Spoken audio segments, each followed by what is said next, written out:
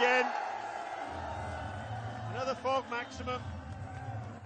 Put together a really good stand with Anton Devsic of 109 from just 71 balls. But after that, the momentum just stalled a little bit. Maybe Devsic tired just a tad, and Russell and Cutting, Cutting in particular, doing his best to cut loose. Just like that, you can wait for it. It doesn't really grip. That's another boundary. Oh, straight down the ground, bludgeon down the ground. There was a mid-on out there, no mid-off. So there's plenty of wide open spaces on the offside. Oh, that's played well. That's carved away. Everything pitched up to him. Back live action. Could be a couple of runs. In fact, 221. Absolutely fantastic. That's gone over the cover area. And that's smoked away on the leg side. That's the 100, and what a way to get it. What a classical shot that is from Javed Ahmadi. There's not much to do for him today, and that's going to be the winning run probably, yes. That's going to be race away. Oh, goodness me. 6 more. Oh, it's gone up in the air, miles up in the air, and also over the boundary. Once again, Iron Handsome. He's got the timing right. Oh, take that! The biggest of the night, I reckon. What's up in the air? Has he got enough on it? Yep, he has. All he can do now is, get a crick in the neck from watching the ball go over his head once more. Ben Cutting, to end the game. So Kabul winning this one, 24 or just 55 deliveries. Absolutely outstanding. Man of the match as well.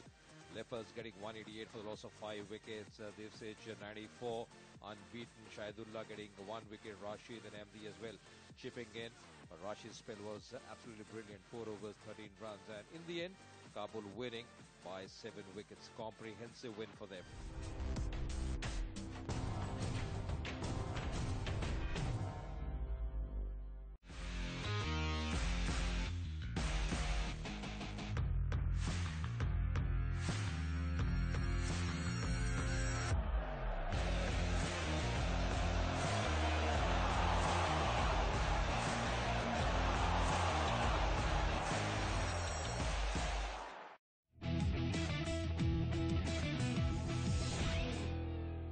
As the sun sets on the regular season, drivers have one last shot at the playoffs, battling on one of the world's most iconic racetracks.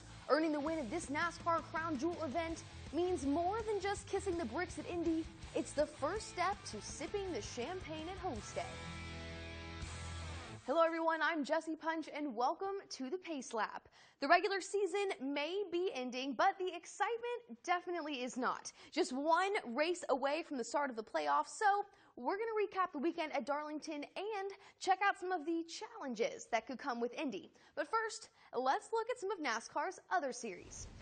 In the Whelen Modified Tour, Matt Hirschman earned the win at Oswego, his first win since 2008. And in the ARCA race, Logan Seavey led the final 35 laps for the win, his first ARCA win this season.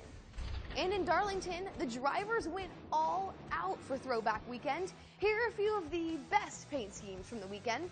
Austin Dillon in the 3 with the RCR Throwback, the Dale Earnhardt Sr. paint scheme from the 1995 All-Star race. The number 24 car of William Byron, maybe one of the most famous paint schemes of all time, Jeff Gordon's Rainbow car from the 1990s.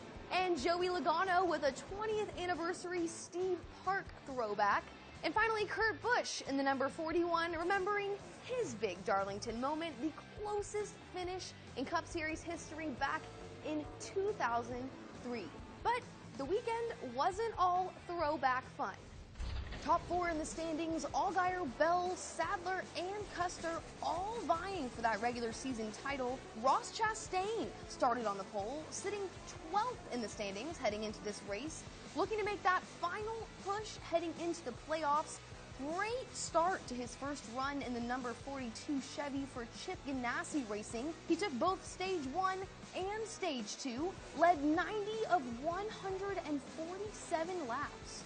But not without some pressure from Brad Keselowski on his tail. Lap 111, Ross Chastain made contact with Kevin Harvick. A little pushback between the two drivers coming around turn 2, but that opened the door for Keselowski to take the lead, leading the final 33 laps for his first Xfinity win at Darlington. Happy Harvick was not particularly happy after that race. He had a little bit of criticism for Ross Chastain. Here's what he had to say. Yeah, I mean, I tried to stay as low as I could, and he just rode on my door. That's just a really inexperienced racer and a really bad move there. And got the air on, got on beside me and just kept going up the racetrack. I couldn't do anything with the wheels. So got a really inexperienced guy in a really fast car that made a really bad move and then wrecked me. Down the back straightaway, hooked me to the right. So just probably the reason that he'll never get to drive many of them again. Yep, shortened day for Kevin Harvick. Harvick obviously sharing his opinion after the race, but team owner Chip Ganassi took to Twitter to share his. He came to the defense of Ross Chastain, saying that he's done nothing but help himself for future opportunities. So obviously a little bit difference of opinions there, but I guess we'll just have to see how it all gets worked out on the track. 12 drivers have locked in their spots in the playoffs. Two-time Darlington winner and defending race champion Denny Hamlin is starting on the pole. Still looking to clinch a spot in this year's playoffs, but 12 laps in, Kyle Larson steals the lead from Hamlin, and he goes on to take both Stage 1 and Stage 2. Lap 345, Jeffrey Earnhardt gets loose in turn 2, bringing out the late race caution. Keselowski raced 3 wide coming off pit road to take the lead on the final restart, holding it through the last 22 laps, taking that 1990 Rusty Wallace paint scheme to the finish line. His first Cup win at Darlington and first win this season.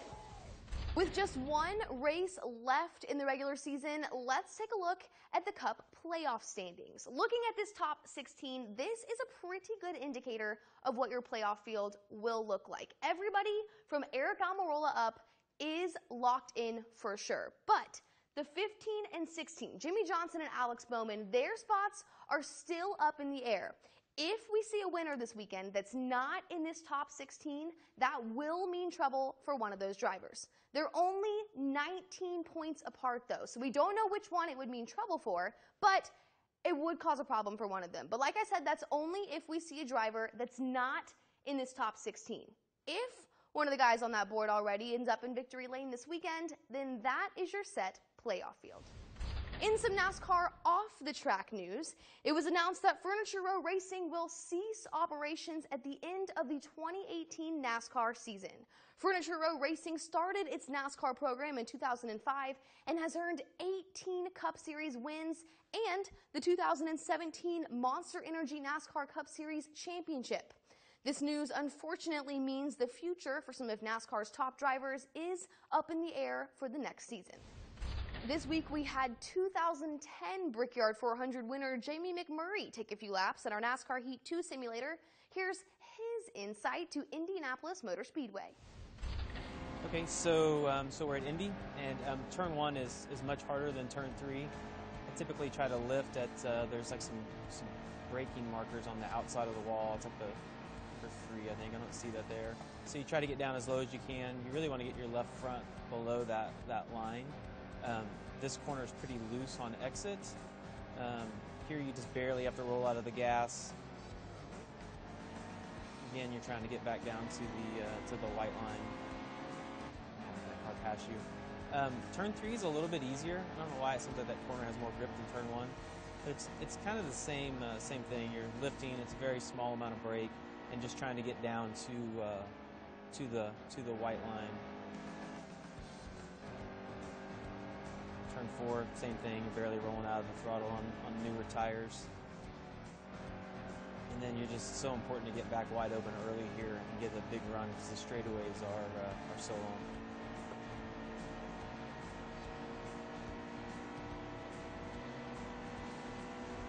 There are many great traditions in racing, but perhaps one of the most iconic traditions began at Indianapolis Motor Speedway. Here's this week's Fast Fact.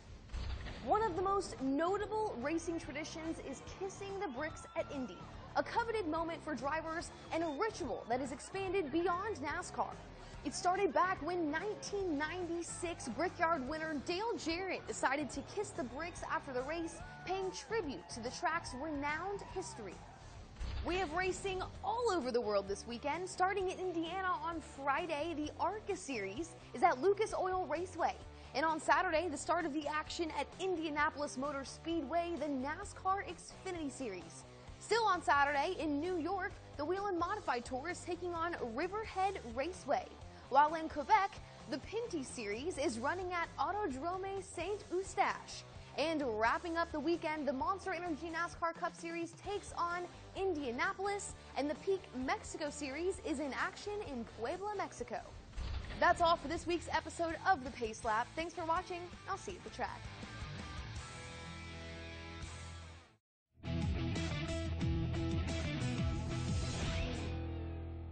What's up, guys? I'm Jessie Punch, and I'm going to be giving you an inside look at the food scene here at the track. On race weekends, the days are very, very long, so teams have to make sure that they're staying energized and fueled up. So today, we're going to go meet some of the grill masters here at the track that help make sure that happens. And while you guys are getting fired up for the race at home, we're going to go see what they're firing up on the grill.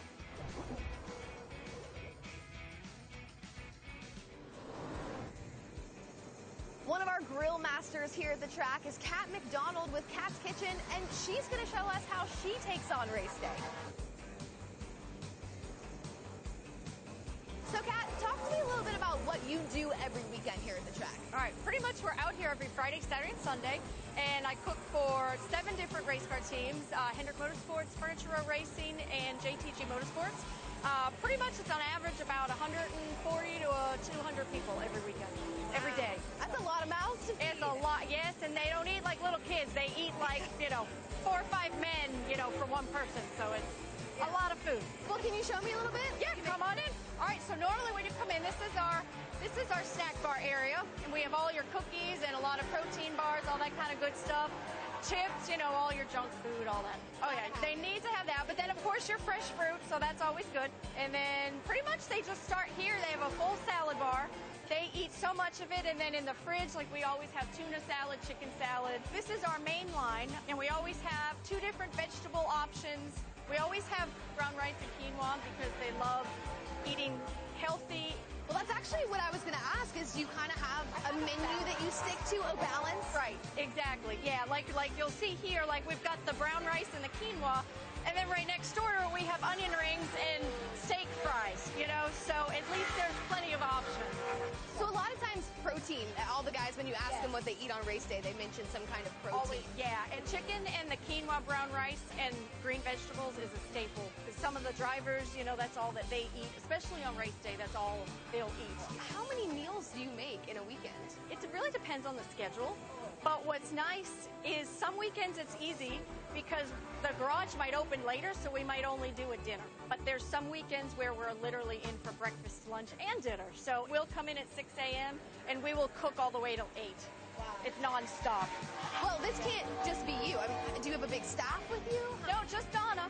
We do everything from setting up the kitchen on Thursday nights, and then everything from breaking down during the race on Sundays. It's a lot of work. It's a lot of work, yes. Well, how did you get into this? You've been cooking for a while, but how did you transition to NASCAR? I was actually a personal trainer, and a lot of the pit crew guys would come in and train, and back then they didn't know how to eat healthy, and that's why they came to me. Hey, can you, teach me how to basically eat healthy, nutritional food? That's how it started, and then it evolved because then they didn't know how to cook. So then they asked, well, can you cook this stuff for me? And then I started cooking it, and then it turned into me cooking at the racetrack. Here you are, 12 years later. Thank you so much for showing me around. Absolutely, and you guys have to eat too. Thank you. Yeah, that's my next question. Any leftovers? Absolutely. Well, now that we've seen how Kat does things, let's head over and see how Ryder at Roush Fenway Racing does his race day. I'm here now with another one of our master chefs here at the track, Ryder, who prepares all the food for the Roush Fenway racing teams.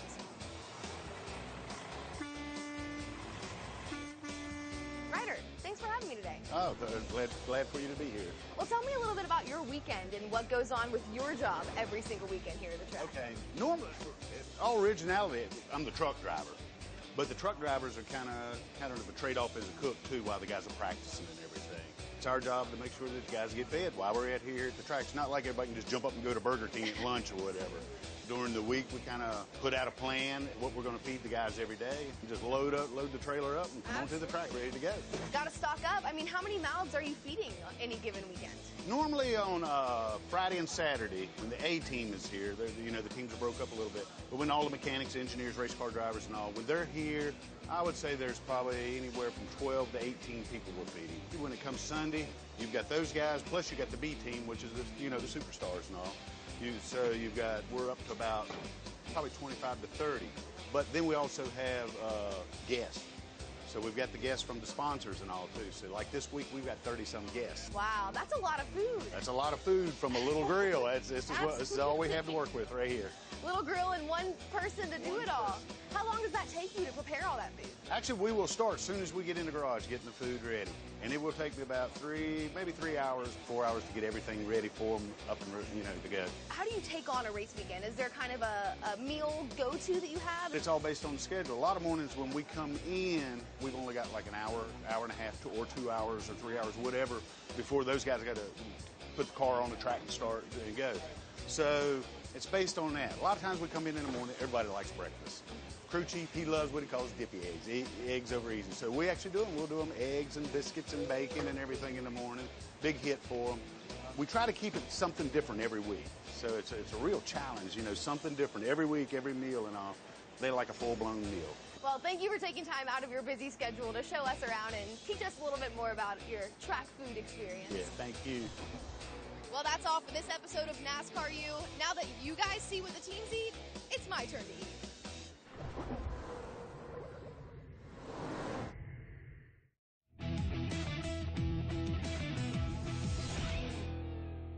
Get the best of DTH channels and internet content on your TV. Presenting Airtel Internet TV.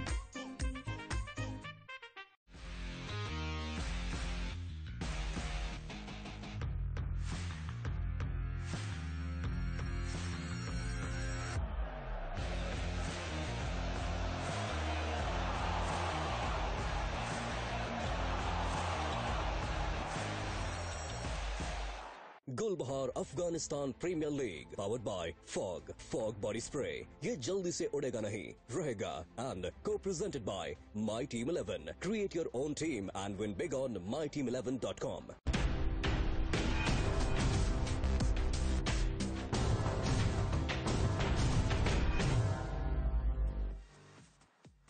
22 matches and unrelenting efforts from 5 teams have produced world-class performances with just one aim: to become the Gulbahar Afghanistan Premier League's first ever champion. In the end, the best have survived. Battle lines are drawn and Balkh legends and Kabul Zwanan are on their marks. May the best team win. It's a big day here in Sharjah. Yes, it's going to be the final, and yes, it's going to be Balkh legends taking all the Kabul Zwanan. And we are here at the Sharjah Cricket Station ground, all decked up, and we are ready to go for this big game. After 22 matches, we are right here, and of course the teams as well arriving this evening. And Balkh legends, of course, a very good unit led by Mohammad Nabi. All in eagerness, they really did well the other day. Khil coming back into form, some big news for them. Mohammad Nabi as well, clicking with the bat, with the ball, and also Rashid Khan for the Kabul really led the team very well yesterday. It was a very comprehensive win for both the sides, and they would be raring to go in this big game. Some big stars from both the sides. They have really done well, some mega stars, and this has been the road to the final for the Balkh legends. The last one, the first semi-final, they won by a big margin, the biggest win for them in fact. And of course they started off pretty well against Kabul, and then few wins early on, couple of wins, and then they lost to the Pakistan Panthers. But the last game, the first semi-final they played, was a big one. Of course, Brian was out there and he had a chat with Doeschate. I'm delighted to say that we've been joined by Balkh Legends all-rounder Ryan Doeschate. Ryan, thanks very much for being with us. It's a final. You've played all over the world in 2020 competitions. Does it change? Does the heart still beat a little quicker? Is there a little bit more pressure? Yeah, of course it does. I think the secret and what everyone tells you is to treat it as another game, but obviously the outside factors do sort of weigh on you. But we've done really well to get here. We're excited to play against these guys. We've probably been the two form teams throughout the 3 weeks we've been here. So just hoping for a great game and may the best team win. You've beaten them twice in the group stages. Does that count for anything tonight? Probably not. I'd prefer to be the other way around. You feel like a turn of results should happen at some stage. But again, it's about who can play the best cricket over the 120 balls in each innings. They've got dangerous players. We've got dangerous players. So I think it really is about who can perform on the night. Is it Rashid Khan against Gayle? Is it as simple as that? No, it's not. I think that's been one of the great qualities of this tournament. I think the local players have really stepped up, and not just in our team and their team across the board. The weighing in from the local guys has been important. So I think of guys like Darwish, Aftab, guys who have played well for us. Gully's done very well. But I guess it will be billed as those two. Those are sort of the big names from each side, and maybe Nabi as well. But certainly in these games, you need everyone to weigh in and chip in. Confident? Yeah, always. I'm not overstressed with that. I think we played probably the best cricket over the 3 weeks, and confident that if we play well, we can win, yes. Ryan, thanks very much for joining us. Good luck tonight. Cheers, Brian. Yeah, really did well in the league phase, beating them twice, but this is going to be another day. It's a big game, of course. Kabul as well, they have done pretty well. They started off nicely against the Pakistan Panthers, winning by 3 wickets, of course. Then they lost against Balkh. They also lost the other league game against Balkh by 21 runs. But remember, the semi-final yesterday was a big win for them, and they won by 90 runs. Brian was once again down, and he had a chat. Delighted to say that we've been joined by Kabul Zwanan's Laurie Evans. Laurie, big game. You played in a big game in September in the UK and came off second best for Sussex there in the final. What's going to be different tonight? Well, I've got Parney in the same team this time, so he obviously won for Worcester that day. The finals are always brilliant. It's all about who handles the pressure the best, and I like to think I've got a good record in finals, so hopefully I'll just continue that and and try and lead by example in that dressing room. Where's the game going to be won and lost tonight? Obviously you've got Rashid Khan, you've got Wayne Parnell, big players for big matches, but they've got Gayle and a host of players who've performed really well in this tournament. Yeah, I think the pressure's probably all on them, and sometimes in big pressure games the underdogs are sort of the more dangerous team. So hopefully we can, look, we've got some quality players in our dressing room, and it's just, like I said, who handles the pressure the best on the day and delivers their skills, to the highest level. How much confidence can you take out of that crushing semi-final win last night going into tonight? Is it an advantage to be playing back-to-back games? Well, we'll find out. I mean, everyone's played a lot of cricket now. In this situation, it's just a one-off game, and they got the wood over us a little bit in the. They played very well in the group stages, and they've got some dangerous players all the way down. So, if that might work in our favour, it might work in theirs. Time will tell. But I think everyone in that dressing room is pretty excited to be playing a final. Laurie, thanks very much for joining us. Best of luck tonight. Cheers. Thanks. Very nicely said by Laurie Evans that it's going to be a pressure game. Whoever handles the pressure well would be doing well in this game. Hazratullah, Rashid Khan, the big names in the ranks. Of course, having a chat with the coach as well. He's just warming up before the game. Those motions just before the game, just a bit of looser as well. And it's going to be interesting how the surface is here for the final, because we had some low-scoring games, high-scoring ones as well. But Hamid and Brian were out there for the pitch report. We're out in the middle here at Sharjah Cricket Stadium, where we've had 22 previous matches over the course of 16 days. We've been on 2 pitches, and we're on the middle of the 2 pitches for the final. I've got Hamid Hassan with me, the Afghanistan fast bowler. Hamid, this is the surface then that we're going to have the 40 overs on today. What are your impressions of it? Oh, the wicket is very good for batting. If you see last games, they played very well. And I don't see any much changes because there's a cracks. It's hard surface. And it's just the grass is there just holding the pitch. So I think it's not going to any big changes. Maybe in 40 overs will be good for both sides. And it's a final, pressure. As a captain, if you were to win the toss, which would you prefer to do? Would you like to bat first and set a target, or would you like to chase? Of course, if I was a captain, I have to bat first because if you see last 2 games in semi-finals, they lost by chasing.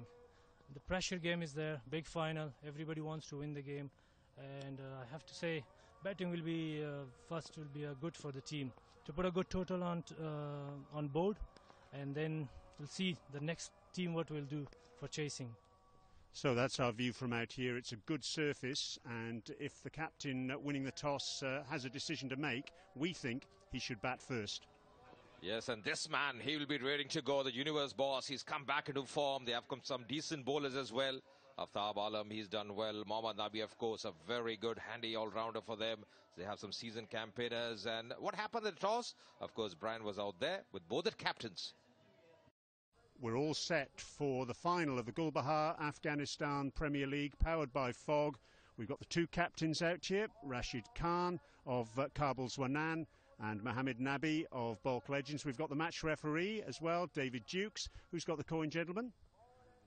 Mohammad Nabi's got the coin. Heads is the call. And it's come down ahead. Rashid, what are you going to do? Bismillahirrahmanirrahim. First of all, we'd like to have bat first. Looks to me a good wicket to bet on and to put some total final game, big match. So always good to have some total on the board. You batted first in the semi-final last night, and that obviously worked for you. Is that what it's all about, putting runs on the board and pressure in a final?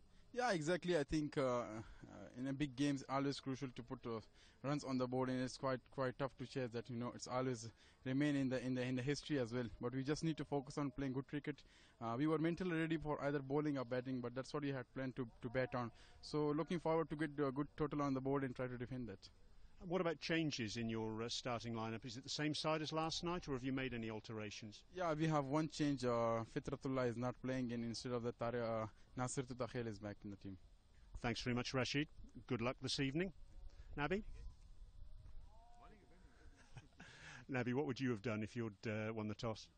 Bismillahirrahmanirrahim. Yes, if you look to the pitch, it's quite a betting track as well, and also wanted to bet first as well. But there's unfortunately toss loss, and hopefully we will restrict them in the lowest total. Yeah. Well, you beat them in the 2 group games, and you beat them batting second, and you beat them batting first. So you must have a lot of confidence. Yeah, we quite practice for the chasing and for batting first or batting second. We have all confidence on that. Hopefully we'll chase easily. Yeah. Any changes from your side that won a couple of nights ago? No, we have same side today. Nabi, thank you very much indeed for your time, and good luck this evening. Yeah, thank you. So there you have it, out here in the middle. Rashid Khan of Kabul Zwanan has won the toss, and he's opted to bat first. So Rashid Khan, he wants to get runs on the board. That's going to be important. A big game, of course, the lineup for them. They're playing 11. Musa still out there, Wayne Pandal, Rashid Khan. They have a very strong outfit. Of course, with me in the com box, I've got Dougie Brown, former cricketer and UAE national coach as well. Dougie, looks to be a good lineup, this one, isn't it? It is absolute power all round. Both teams have a lot of power, bat very, very deep. I was very interested to see Laurie Evans say the team that handles the pressure most will be the ones who come out on top. And again, interesting to see that the team winning the toss has chosen to bat first and try and get some kind of scoreboard pressure on the board. In finals, we know how important that is. Yeah, mentioning about Balkh legends, well, Chris, Gayle, Rasooli, they did really well in the semi-final. Munro, Doeschate, Bopara, they have really done well in the middle order. They bat deep. Mohammad Nabi has played some cameos. Gulbadin, Naib as well, a very decent all-rounder. Ikram, Khil, of course, the wicketkeeper for them. Ashraf, Ahmad and Aftab Alam. So it looks to be a very good side. And, of course, in the league phase, they won both the games against the Kabul side. So that's going to be, of course, a different thing now, because that's a past story. It's a new game, a new pressure as well, being the final. So it's not going to be easy. But the people out here waiting in eagerness. What an occasion here, Dougie. It is. I mean, they may not be packing the stands in here, but I'm no doubt there are millions of people back in Afghanistan watching this bated breath. You know, two powerhouses of Afghanistan cricket, if you like, and some of the best batsmen on display over the course of the whole tournament. We're expecting an absolute belter of an occasion here tonight, and you know, we all know what finals sometimes end up being, but I think with the type of players on display, we can only expect to be an absolute brilliant night. You know, you have coached so many sides. Of course, UAE national coach as well. Laurie Evans was with you in the county circuit. So, you know, as a coach, what would you say to your boys, you know, just before the game or the team meetings? What would your thought be as far as the big game is concerned, Dougie? Well, I think you've got to take into account what's happened previously. I spoke to Heath Streak, one of the coaches down there tonight, and he was saying that, you know, they've spoken a lot about the lengths that they bowl, but ultimately it's about going out there and expressing themselves and enjoying themselves. Clearly both teams are playing good cricket. They've got to a final. Other teams have not got to the final, so we know there are very good players in this side who are performing really well. In a final, it takes your big players to have a big day. That's exactly what all the coaches and all the players will be looking for. But you know, I think it's going out there, expressing yourself, but just making sure the occasion doesn't get too much to you. Exactly what Laurie Evans said. Take control of the pressure and go and have a good day. And what an entry out there, because absolutely some big stars, mega stars, people really waiting in eagerness. Both the openers walking out, along with, of course, the Balkh side as well. Mohammad Nabi knows they have to bowl well initially. They have to pick up wickets. Zakhil, what name he's made for himself with those 6 sixes in 1 over, but 100 as well in the league phase. Really, he's made a big statement for himself. He has. He looks a very dangerous player, and I think, you know, these Balkh legends need to be on their toes, because you know that if they get it wrong to him, the dimensions of this ground here, Sharjah, and the flat nature of the pitch will probably play into his hands. But let's not forget about the guy at the other end, Luke Ronchi. He very rarely goes through a tournament having not made a major impact. He's not really done that in this tournament to this point. He's made good contributions, but he's not, for me, made match-winning contributions. And in a final like this, with the experience that the man on the screen has, you'd be looking to him to use his experience and certainly to usher the younger player through and take some of the pressure that may be on him off his shoulders. Yeah, mentioning about Luke Ronchi, he hasn't got big runs. He's got 150, of course, his highest being that 50. But as I just mentioned about him, what a player he is. Absolutely class, you know, the way he strikes it. He's a very clean hitter. Just see that strike rate, phenomenal in any format. And of course, in the APL, 198 for him so far. Yeah, I was interested in watching the way that he batted. He went about his innings. He's very much a hitter, looking to sort of clear his legs and hit the ball straight, clear his front leg. He's looking to drag the ball straight, and it'll be interesting to see how these Balkh legends go about trying to defend that. Hajratullah is looking for the bowler to bowl straight, and he's looking to hit the ball off the line of the stumps. I'll be interested to see if they actually try and change their angles or change the lengths to him, just to make it that slightly more difficult for him. All in redness here. Ahmed Shah Bakhtin, of course, the square leg umpire from Afghanistan. His partner Anil Chaudhary from India, very experienced in the ICC panel as well. All in redness out here. Mohammad Nabi going to start off the proceedings. He's done that very frequently for the Balkh legends. So all settled. He's generally getting to his partner as well. Interesting field set here. He's got a ring of fielders on the off. A man at square leg. Finally gets inside the circle. So the first ball of the final. Getting a bit of drift as well with the new ball. Gets that curve very nicely, Mohammad Nabi.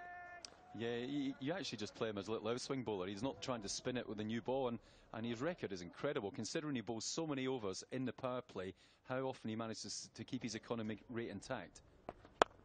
It's not an easy art, Dougie, because bowling with a new ball, you've got to be very accurate with the glaze on the ball, the shine on the ball, and his accuracy has been absolutely brilliant. He's got that confidence, you know. He's the way he bowls with a new ball is what he's done so far. 4 for 12 against Nangarhar. That was a very good spell. He's picked up a few wickets, but he's been economical. More than picking up wickets, he's done really well with the new ball to start with. Yeah, he very rarely goes through a game without making an impact, either with ball or with bat. We've seen that over the course of this tournament. His strike rate as a batsman is over 200. You know, he's very economical with his bowling and very difficult. We've seen the majority of runs being scored here coming against the new ball. You know, anybody that's dished up width or any excess length have just been deposited. For the left-hander, he had a slip in place. He's off the mark as well. So both the openers off the mark with those singles. Exactly what you want to do in a big game, just relieve a bit of pressure, get those first runs. As an opening batsman, you know, being an opening batsman, I always was very eager to get those first runs under my belt. Yeah, it's very important just to feel bat and ball, and maybe a little bit of cat and mouse here for the first over. Just looking to try and ease into the game, if you like, and take the pressure off the dressing room, because there will be pressure in the dressing room. No matter how much Laurie Evans has talked about, you know, dealing with the pressure, there will be pressure on both teams, and it's important that both get off to a very good start. Oh, that's put away. That's a biggie to start with. Fuck maximum. Shmagiza. What a strike there. Just down the pad line, picks up the length. What a strike from Luke Ronchi. Yeah, beautiful shot from Luke Ronchi. Mohammad Nabi looking to bowl straight as he can and just getting it too straight on that occasion. The ball not swinging. These white balls only really swing and shape for a very short period of time. And that one just on his pads. And Luke Ronchi, we know he's a very powerful striker, but when he's got the line he's looking for, this boundary here in Charger Stadium is never going to be big enough for him. This is the same surface where the first semi-final was played, and of course Balkh Legends batting first in that game, scored 235 for 5. It was a big score, such a good surface to bat on if you get your eyes in. Just playing in the gap, will be runs here, bisecting that gap between point and shot third man. That's good running as well, ending with 2 runs. The first over gone, 10 without loss.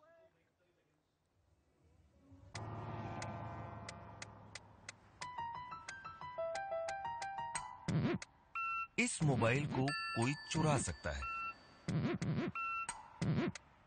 और इस mobile से आप किसी का दिल चुरा सकते हैं। फॉग का छोटा मोबाइल पैक, जब भी चाहो परफ्यूम से दिल चुरा लो।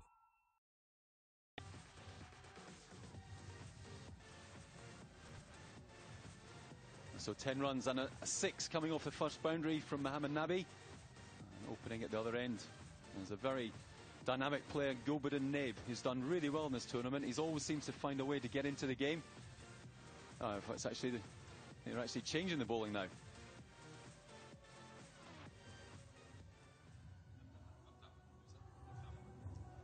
Aftab actually bowling. It looked like Gulbadin Naib was going to take the new ball, but obviously a last-minute change. Whether that's actually part of the plans from Mohammad Nabi or whether he's decided to change on the hoof. I think one man they like to get early is Hazratullah, the way he's batted, because he can really get runs in the first 6 overs in the power play. So probably just thinking otherwise, that's the reason Aftab has been brought in. Really bowled very impressively in the Asia Cup as well against top teams in the world. So he's got that knack of picking wickets. There's a field setting for him. A deep mid-wicket, long on. And near the square leg umpire as well.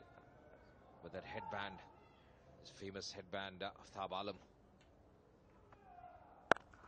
Slow delivery start where that's put away. Oh, diving in way, and that's going to be the 4. Fog 4 here for Zazai, the first 4 for him.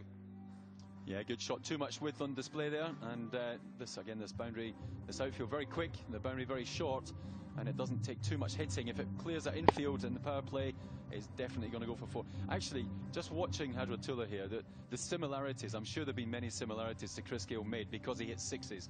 But actually the way that he bats, the way that he's looking to score in particular areas is very similar to Chris Gayle. Clearly Chris Gayle has played a lot more cricket, but actually the way they go about batting is very, very similar. Got that big 100 versus Nangar. Once again, not at the pitch of the ball, just making room for himself. We'll just pick up one more run. I think the big thing about him also, again, is that the bat speed is so tremendous. Just see the surface, looks to be a very good one. This is the same surface where the first semi-final was played. And I think the cricketer and the ground staff out here have done a great job because, you know, 23rd game, you know, back-to-back, never easy. Just played on 2 strips, 2 surfaces in Sharjah ground. And still the binding is so good on this wicket. You can see the sheen, the famous Sharjah sheen on the wicket. Yeah, it's probably less of a mirror than it was when the tournament started, but you can still see it's still very shiny. And actually when you stand on the wicket and touch the grass is very soft, which generally will tell you that the ball should come on really nicely. It is a phenomenal effort to play 23 matches and still to be producing a pitch like this one.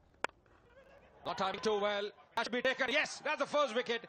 Luke Ronchi won't be happy. Aftab striking straight away in his first over. Going for the big one. Probably coming from the two end of the blade. And Luke Ronchi, after a bright start, has got to walk back. Yeah, I think a slower ball there, just doing for Luke Ronchi, trying to hit him mid-on, and very much off the top of the bat. He'll be very, very disappointed, but very good bowling from Aftab, and a very simple catch at mid-on. So unfortunately for Kabul, the first wicket goes. Big player in Ronchi,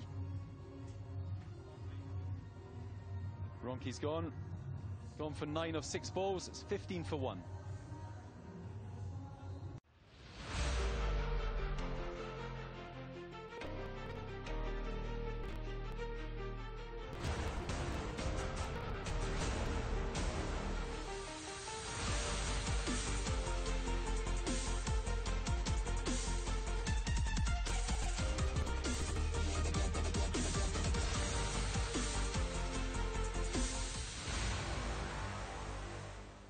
For Wayne Parnell coming at number 3. He's played a few good knocks coming at number 3 for the Kabul Zwanan.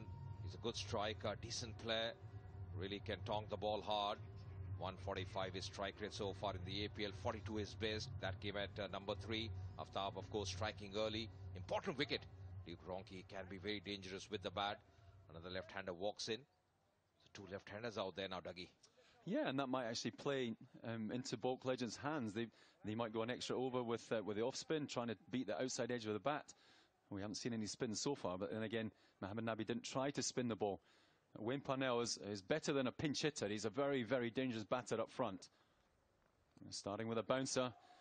And Aftab showing his intent straight away. Sometimes a difficult thing to do, going in there as a bowler who actually hits the ball really hard, because as a coach or a captain, you need to get bat on ball. You know that the power play is a very good time to score through the field. You don't always have to be looking to score over the field. Sometimes if you go in there as a pinch hitter, if you like, the temptation is to try and get the ball airborne, maybe just a little bit too early. Once again, take inside edge there. We'll pick up one more run there. Good stuff from Mirwais. Ashraf does really well. Another man who's been very impressive on the field with the ball. He's picked up some important wickets for his side. Yeah, he's got round the boundary very well. Ran a very good angle there. If he'd gone round the boundary boards, the ball would have probably gone for 4. He ran a very good angle to pick it up and probably saved an extra run. Good fielding. But just the kind of start you want, especially out of the first over where Mohammad Nabi conceded 10 runs. You have got a wicket, important wicket of Luke Ronke. Can be such a dangerous player up the order. Gets loaded very good. Variation of pace, looking for that single just back in time. All happening. 2 overs gone, 16. ससुराल गेंदा फूल इस mobile से आप लोगों से दूर हो जाते हैं और इस मोबाइल से लोग आपके पास आ जाते हैं। फॉग का छोटा मोबाइल पैक, जब भी चाहो परफ्यूम से नजदीकियां बढ़ा लो।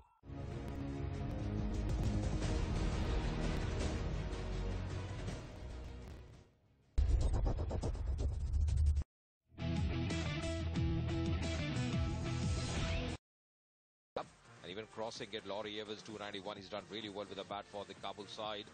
Anton Doeschate, of course, he can't now add to that. 270 for him. So leading run getters. Mohammad Shahzad, what a treat when he's on song. Going to be Mohammad Nabi once again. And a slip in place as well. Now he'll bowl those off spinners, isn't it, Dougie?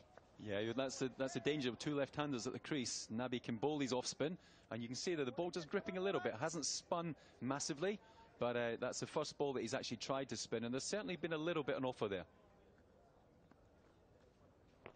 We saw against the right-handers, he was curving the ball away like an outswinger, but now, of course, his usual stuff. The off-spinners, the ball just gripping. He's got to be careful, Wayne Parnell. He's a good striker. He's a decent bat. Oh, that struck. Straight to the fielder. Bit of hesitancy in running in the end, all's well. Yeah, good single there.